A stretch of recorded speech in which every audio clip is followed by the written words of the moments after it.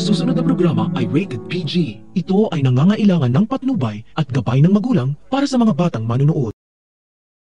Gagawin ang lahat ni Via para wag lang siya gumapang sa lupa dahil naghihirap na sila ni Chris matapos malugi ang kanilang mga negosyo at si Belle ang susi niya.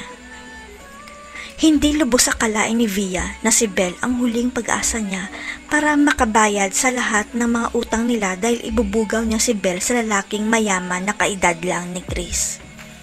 Ang problema, ayaw ni Belle na makipagrelasyon kay Chito kahit na makakatulong ito sa pagbayad nila ng utang dahil kaedad lang ng daddy niya ang sinet up sa kanya. Magdududa naman si Chris kung bakit palaging nawawala si Belle at hindi ito nagpapaalam man lang sa kanya at ramdam niya na parang may tinatago silang dalawa ni Via. Kaya sikretong pinasundan ni Chris ang anak niya kay Gomar para malaman kung ano ang tinatago ni Via at Belle at pati si Gomar ay nagulat sa kanyang nadiskubre.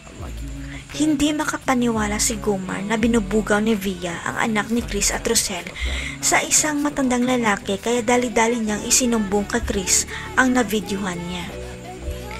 Gumuho ang mundo ni Chris nang malaman niyang sinet up ni Via ang pinakamamahal niyang anak at kilala pa pala ni Chris at Rosel ang nasabing lalaki na si Chito Alarcon.